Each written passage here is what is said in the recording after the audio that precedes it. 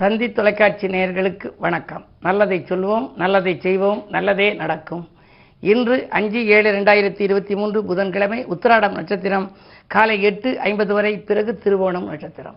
இன்றைக்கு நான் உங்களுக்கு சொல்ல இருக்கிற நல்ல கருத்து, நாம் எப்படி இருக்க வேண்டும் அப்படிங்கிறத பற்றி ஒருத்தர் சொல்லியிருக்கிறார். நல்ல கருத்து. நீங்கள் காற்றாக இருக்கணுமா? காற்றாக இருந்து விடுங்கள், உங்களை யாரும் தடுக்க முடியாது. காற்றுக்கு வேலியே கிடையாது, காற்றை யாருமே தடுக்க முடியாது. உலகெங்கும் பரவி இருக்கு வாயு. ஆகையினாலே தான் காற்றாக நீங்கள் இருந்து விடுங்கள், உங்களை யாரும் தடுக்க முடியாது. அடுத்து, கடலாக நீங்கள் மாறிவிடுங்கள், உங்களை யாரும் அளக்க முடியாது. கடலை யாராவது அளக்க முடியுமா? எவ்வளவு தண்ணி இருக்குன்னு அளக்க முடியாது. கடலாக நீங்கள் மாறிவிடுங்கள், உங்களை யாரும் அளக்க முடியாது. மழையாக நீங்கள் இருந்து விடுங்கள், உங்களை யாரும் மறுக்க முடியாது. மழைவளம் இன்றைக்கு வேண்டும். மழைவளம் இருந்தால்தான் நமக்கு இந்த உலகம் செழிக்கும். வானம் பொழிய மறுக்கக்கூடாதான். வான் சிறப்புங்கிறதுல திருக்குறள் அருமையாக எழுதியிருப்பார். வானம் பொய்த்துச்சுன்னா தானமும் தவமும் பொய்த்து போகுமா. ஆகையினாலே மழை முக்கியம், மக்கள் வாழ்க்கை நடத்த, மரம் செடி கொடிகள் பயிர்கள் தழைக்க. அப்படி மழையாக இருந்தால் யாருமே மழை வந்தால் மறுக்க மாட்டாங்க, வரட்டும்பாங்க. மழை வருதா, நல்லது, அந்த மழை தண்ணியை சேகரித்து வச்சுங்கம்பாங்க. மழையாய் இருந்து விடுங்கள், உங்களை யாரும் மறுக்க முடியாது. அடுத்து, மலையாய் இருந்து விடுங்கள். மலை இருக்குல்ல, மலைப்பு, உங்களை யாரும் மறைக்க முடியாது. எல்லாத்தையும் உலகத்தில் மறைக்கலாம், ஆனால் மலையை மறைக்க முடியுமா? ஒரு பெரிய மலை இருக்குது, இமயமலை இருக்குது, மறைக்க முடியுமா? அது மாதிரி எத்தனையோ மலை இருக்குது. நம்ம மெட்ராஸ் சென்னை போகிற வழியிலெல்லாம் எவ்வளோ பரங்கி மலைன்னு இருக்குது, நிறைய மலைகள் இருக்குது. அந்த மலைகளை நம்ம மறைக்கவே முடியாது, பார்வையாக தெரிஞ்சுக்கிட்டே இருக்கும்.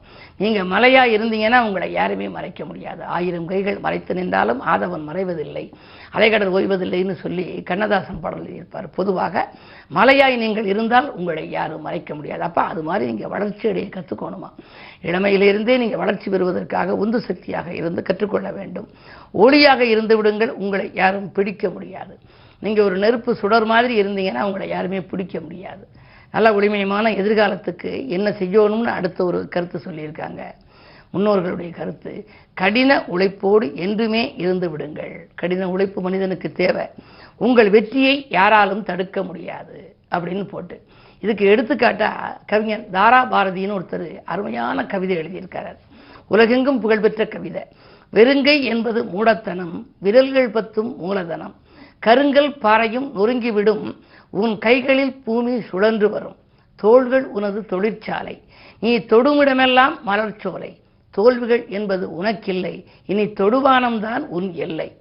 விரக்தி என்ற சிலந்தி வலைக்குள் வேங்கை புலி நீ தூங்குவதா? இருட்டை கிழிக்கும் வெளிச்சக்கீற்று எங்கே கிழக்கென தேடுவதா? விழி விழி உன் விழி நெருப்பு விழி, உன் விழிமுன் சூரியன் சின்ன பொறி. எழு எழு தோழா உன் எழுச்சி, இனி இயற்கையின் மடியில் பெரும் புரட்சி என்று ஒரு பெரிய பாடல் எழுதியிருக்கிறார். இதிலேருந்து நமக்கு என்ன தெரிஞ்சுக்கிறோம்? நம்முடைய 10 விரல்களும் நமக்கு இறைவன் கொடுத்திருக்கிறார்கள். அந்த கை இது வெறுங்கைன்னு சொல்லக்கூடாதான். வெறுங்கை என்பது மூடத்தனம், விரல்கள் 10 மூலதனம். அந்த விரல்களாலே நீ உழைக்க வேண்டும். கடின உழைப்பு இருந்தால் நீ மிகப்பெரிய வெற்றியை அடைவாய். அந்த வெற்றியை யாரும் தடுக்க முடியாது என்ற கருத்தை சொல்வதனாலே இந்த கருத்தை நான் உங்களுக்கு தெரிவிக்கின்றேன். வாழ்க்கையில் உழைப்பின் மூலமாக உழைப்பால் உயர்ந்த உத்தமராக ஒவ்வொருவரும் மாற வேண்டும் என்று தெரிவித்து இனி இன்றைய ராசி பலன்களை இப்பொழுது உங்களுக்கு வழங்கப் போகின்றேன். மேசராசி நேயர்களே, தேங்கி கிடந்த தொழில் சிறப்பாக நடைபெறுகின்ற நாள் இந்த நாள். திடீர் முன்னேற்றம் உங்களுக்கு வரப்போகிறது. பொருளாதாரத்தில் நிறைவு ஏற்படும். கடன் பாதிக்கு மேல் குறையலாம். வரவேண்டிய பாக்கிகளும் உங்களுக்கு வசூலாகும். இந்த நாள் யோகமான நாள். ரிஷபராசி நேயர்களே, உற்சாகத்துடன் பணிபுரிகின்ற நாள். உத்தியோக வாய்ப்புகள் கூட உங்களுக்கு கைகூடும். பழைய உத்தியோகத்திலிருந்து விடுபட்டு புதிய உத்தியோகத்திற்கான முயற்சிகள் செய்திருந்தால் அதிலிருந்து உங்களுக்கு அழைப்புகள் வரலாம். அயல்நாட்டிலிருந்து கூட, நல்ல நிறுவனங்களிலிருந்து கூட உங்களுக்கு அழைப்புகள் வரலாம். சனி பலம் வக்ரம் இயக்கத்தில் இருப்பதனாலே இடமாற்றங்கள், வீடு மாற்றங்கள் உண்டு. மிதுனராசி நேயர்களே, உங்களுக்கு சந்திராஷ்டமம். எதை செய்தாலும் நீங்கள் யோசித்து செய்ய வேண்டும். விமர்சனங்களால் விரிசல்கள் ஏற்படும். யாரையும் அக்கம் பக்கத்தில் உள்ளவர்களை பார்த்து யோசித்து பேச வேண்டும். வருமானம் பெருக நண்பர்கள் வழிகாட்டுவதாக சொல்லி விரயங்கள் ஏற்படும் விதத்திலே செய்து விடுவார்கள். எனவே நீங்கள் எதை செய்தாலும் திட்டமிட்டு செய்ய இயலாது. இழப்புகளை சந்திக்கக்கூடிய நாள் இந்த நாள் என்பதால் எச்சரிக்கை தேவை. கடகராசி நேயர்களே, உங்களுக்கு அஷ்டமத்தில் சனி, ராசியிலேயே புதன் விரையாதிபதி இருப்பதால் விரயங்கள் அதிகரிக்கும். இருந்தாலும் கூட நம்பிக்கைக்குரியவர்களால் நன்மை கிடைக்கும். நல்ல காரியம் ஒன்று இல்லத்திலே நடைபெறப் போகின்றது. சுப செலவுகள் ஏற்படலாம். பிள்ளைகளினுடைய வருங்கால நலன் கருதி நீங்கள் எடுத்த முயற்சிகளில் இன்று வெற்றி உண்டு. சிம்மராசி நேயர்களே, சப்தமஸ்தானத்தில் சனி, கண்டகச்சனியின் ஆதிக்கம், ராசியிலேயே செவ்வாய் சுக்கிர சேர்க்கை, சுக்கிர மங்கள யோகம் இருப்பதனாலே உறவினர்களின் உதவி கிடைத்து மகிழ்வீர்கள்.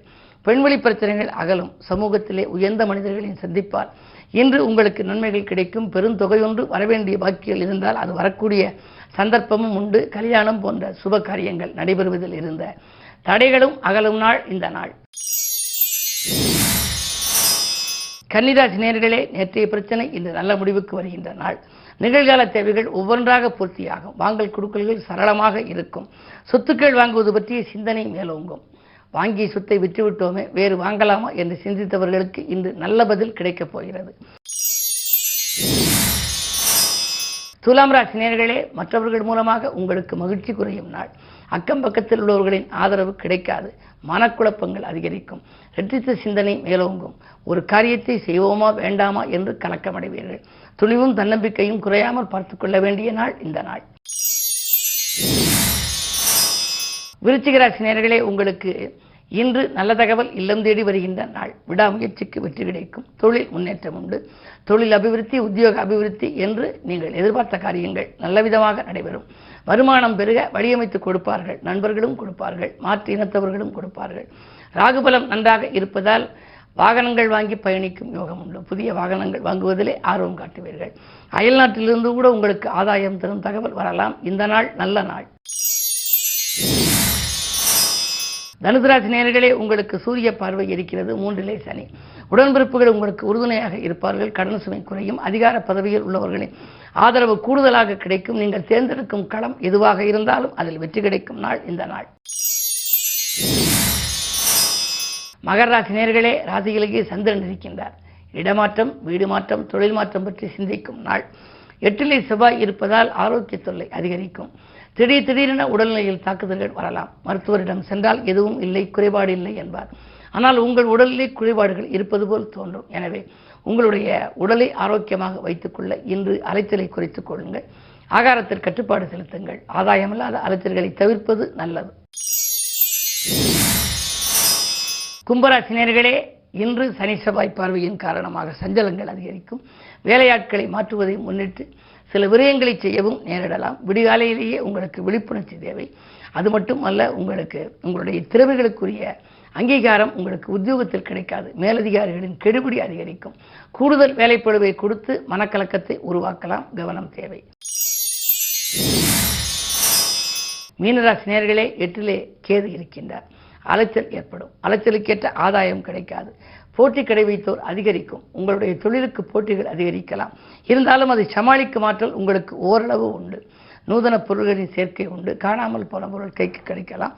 நாளிலே சூரியன் இருப்பதால் அரசியல் ஈடுபாடும் உண்டு. மேலும் விவரங்கள் அறிய தினத்தந்தி படியுங்கள்.